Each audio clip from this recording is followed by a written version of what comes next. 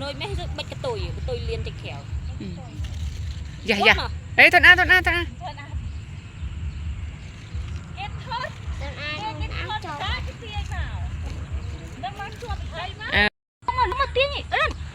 lấy quá đâu thấy mà mong nè tôi mà này có mấy vậy cái mày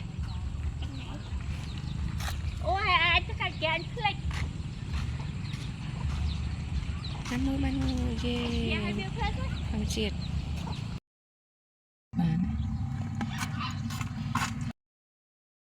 ê nhà siêu mày mà tôi thấy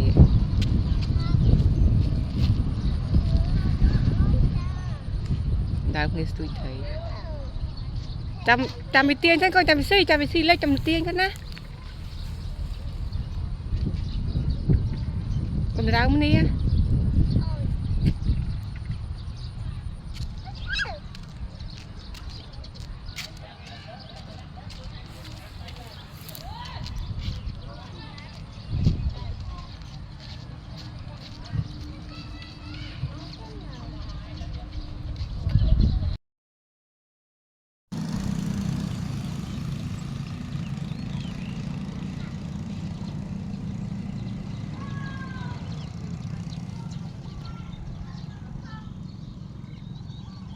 bằng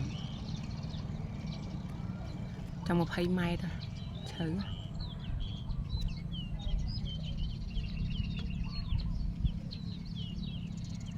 ý trong một tôi thấy